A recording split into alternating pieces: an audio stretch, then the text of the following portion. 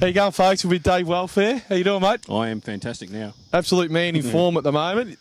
First at Blue Rock at the last event last year, and now you've got third here. I am. That was the last event I fished, so I'm actually pretty happy. And I put a lot of time into this one.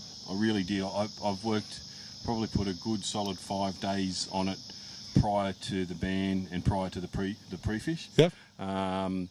And there was a bit of a brains trust. A few of us got to put our heads together and fished pretty well together, like Greg Beattie and Stevie Richards. We shared some knowledge, what we found before the event, and a bit of how they were biting and where they were holding. And yeah, come Friday, basically I had a good 40 spots marked that I could fish, that I had found fish on fire.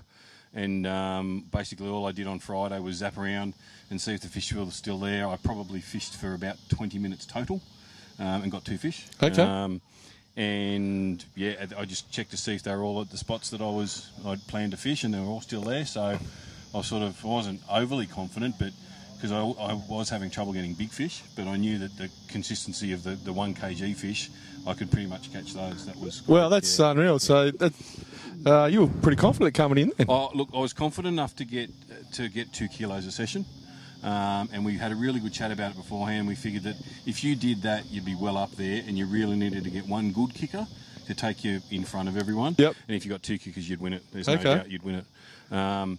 Just on the nut, because we did catch a lot of fish back then, and we did sort of work out what the average sizes were. So there was a couple of different classes, like in the 1 kilo-ish range, and about a 1.3 size, and then up to about 1.78 range. Then it was sort of jumped like that. So yeah, if you could consistently catch the 1 kilo fish and avoid the little fellas, I hadn't caught a fish under about 36 or 7 centimetres until Friday. Okay. Yeah, it was crazy. So so how did you do it? I know you moved away from the packs a little bit. I did. Look, my logic was here that those lots of schools, massive schools of fish weren't big. They weren't big enough, but the little groups were.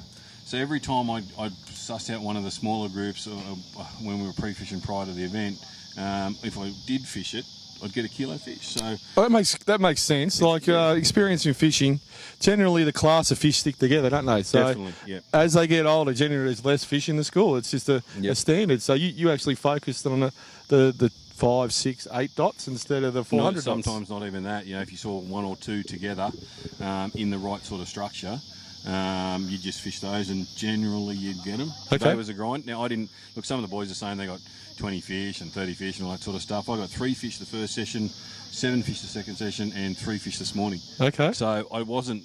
That didn't worry me that I wasn't getting numbers. I was a bit panicking when I only had sort of like 1 good fish and 1 average fish at 10 o'clock today. But I knew I was doing the right thing in the right areas, and I just kept persevering, and it came. The good fish came. So I'm pretty happy with how it all worked out. Deep? Yeah, no, it was generally in the 45-foot range to 50-foot range, and I was specifically looking for, I don't know what it is, I'd have to get some dive gear to work it out, but there's something on the bottom in some of these areas that's probably up to 5 foot thick.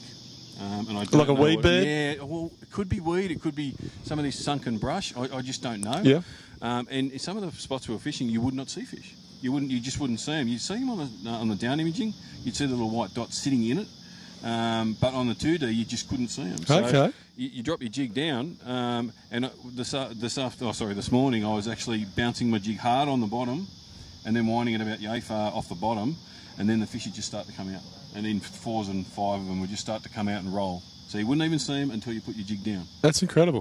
But we knew they were there. We knew they were in those areas because on the down imaging and the side imaging, you could see little grains of rice showing up on the screen. So that just shows you the power of modern technology these days, doesn't it? It's incredible. Look, and I'll be the first one to say, without my sounder on the dash, I wouldn't have found half the fish I caught. That's no way in the world. Yeah. Okay, so what rod were you using? Duffy, Steve Duff builds all my rods. So is it sorry to cut in? Is it a specific deep sort of jigging rod? No. I'm a bit different. I like some of the boys get some really softer rods made up, but it's a bit hard to describe. My boat design, it's got a long, really narrow nose, and it's hard to fish over the front and see the sounder and work the electrical. So I actually stand a fair bit back, and I use my brim rods, and they're just right over the nose of the boat, straight up and down. 1 to 4 kilo brim sticks. 610 sort of setup. Yeah, it's 1 to 4 kilos. So whatever that works out to be, 3 pound crystal fine line, 3 pound leaders, and Jace Donnelly's paws my jig heads from Wet Dream spinnerbaits. So a size 2 owner needlepoint hooks. That's a bit it. And I actually was using a fly clip the whole time. Okay. We got some pretty funky rules in New South Wales, as you know. Yeah.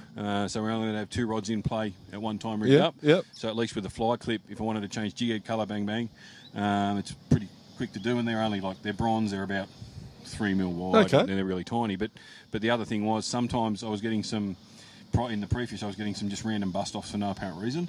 And I think because of the 3 pound leaders we're using and some of the enamel in the jigs, if they get knocked or cracked, it starts to get a bit sharp. Yeah. And then you just get a fish and bang, it's gone for no reason. So, and every time with the fly clips, nothing broke. Okay. Yeah, it was really cool. Very interesting. Well, congratulations. Thank you. Man in form is day welfare. Really appreciate you coming along, mate. Lovely. We'll see you at the next event. Thank you. See you guys. For all the latest news and information on the Australian bass tournaments, check us out at bassaustralia.com.au.